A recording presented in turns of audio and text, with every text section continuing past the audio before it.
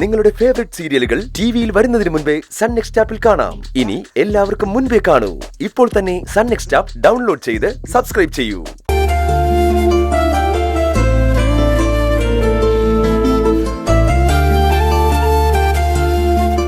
ആ ഒരു സന്തോഷത്തോടെയാ ഞാൻ തിരിച്ചു പോകുന്നത്, മനസ്സുണ്ടായിട്ടല്ല. പക്ഷെ തിരിച്ചു പോയില്ലെങ്കിൽ ഞാൻ ചിലപ്പോ ആരോടൊക്കെയോ സമാധാനം പറയേണ്ടി വരും.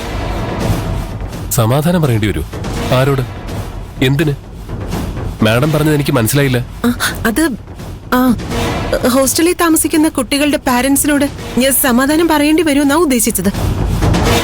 ഞാനുണ്ടെന്ന ധൈര്യത്തിലല്ലേ അവരവരുടെ മക്കളെ അവിടെ ആക്കിയിട്ട് പോയത്. എന്നിട്ട് ആ കുട്ടികളെ ശ്രദ്ധിക്കാതെ ഞാൻ ഉത്സവം കൂടുന്നത് ശരിയല്ലല്ലോ. കനൽ കളക്ഷൻ നടക്കുമ്പോ മാഡം അമ്പലത്തിലുണ്ടാവണമെന്നായിരുന്നു എന്റെ ആഗ്രഹം.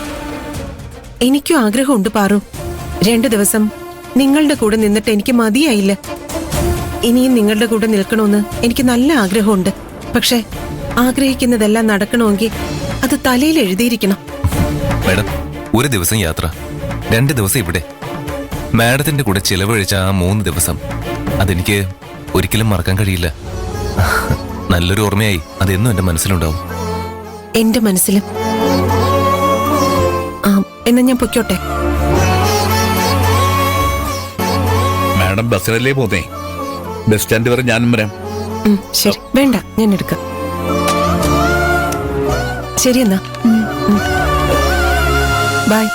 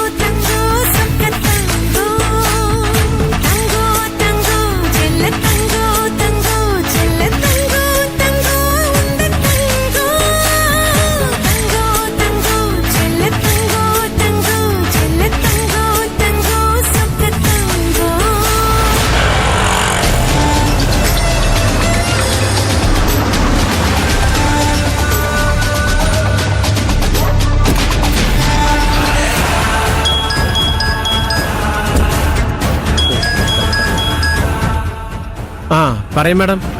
ഞാൻ കൈലാഷിനെ പിന്തിരിപ്പിക്കാനുള്ള ഓരോരോ വഴികൾ ആലോചിക്കുന്നതിനനുസരിച്ച് പാർവതിയെ കല്യാണം കഴിക്കാനുള്ള അവന്റെ തീരുമാനം കൂടുതൽ സ്ട്രോങ് ആയി വരിക. കരുണാകരൻ, മാഡം പറയണ കേട്ടിട്ട് ഈ കൈലാഷിന്റെ സമനില തെറ്റിയിരിക്കുന്ന എനിക്ക് തോന്നുന്നു. അവളെ കല്യാണം കഴിച്ച് ആ കുടുംബത്തിന്റെ കടങ്ങൾ മുഴുവൻ തീർക്കാന്ന് പറഞ്ഞ, അതും ലക്ഷങ്ങള്. അവളെന്താ സ്വർഗത്തിൽ നിന്ന് അവന്റെ മുമ്പിലേക്ക് ചാടി വീണ അപ്സരസോ? അതായി എനിക്ക് മനസ്സിലാവാത്തത്. ലവ് ബ്ലൈൻഡ് ആണ്, പ്രണയം ഭ്രാന്താണ് എന്നൊക്കെ ഞാൻ കേട്ടിട്ടുണ്ട്. പക്ഷേ ഇത് വെറും ഭ്രാന്തല്ല, ചങ്ങലക്കിടേണ്ട കൊടും ഭ്രാന്ത. കാശ് എന്താ വെറുതെ കിട്ടുന്നതാണോ? അതെ, കാശ് വെറുതെ കിട്ടണതാ. കരുണാകരൻ. അതെ മാഡം, കൈലാഷിനെ സംബന്ധിച്ചിടത്തോളം കാശ് വെറുതെ കിട്ടണാണല്ലോ. അവൻ നോക്കുമ്പോ അക്കൗണ്ടില് കണക്കില്ലാത്തത്ര കാശുണ്ട്. ആവശ്യമുള്ളത് എടുക്കാം, ദൂർത്തടിക്കാം. ആ കാശിന്റെ വില അവനറിയില്ലല്ലോ. കാരണം ഇത് അവൻ വേർത്തുണ്ടാക്കിയ കാശല്ലല്ലോ. PKR സാർ ഇത്രയും കാലം രാവും പകലും വിശ്രമമില്ലാതെ അധ്വാനിച്ച് സമ്പാദിച്ച കാശ.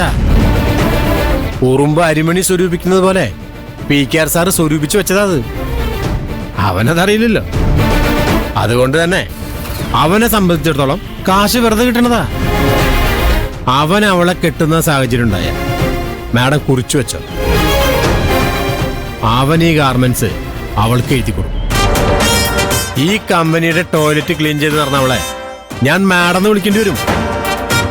ഈ കമ്പനിയുടെ CEO ആയ മാഡം 2 4 ആണോ 14 ആണോ എന്ന് തിരിച്ചറിയാൻ പാടില്ലാത്ത അവളെ ഇവിടുത്തെ വരവ് ചെലവ് കണക്കുകളെ ബോധിപ്പിക്കേണ്ടി വരും. അതിന് ഞാൻ നിന്ന് കൊടുത്തിട്ട് വേണ്ടേ? അങ്ങനെ ഒരു സിറ്റുവേഷൻ ഉണ്ടായ ആ നിമിഷം ഞാൻ ആ കമ്പനിയിൽ നിന്ന് ഇറങ്ങും. മാഡം എന്താ ഇങ്ങനെയൊക്കെ പറയണേ? അപ്പോ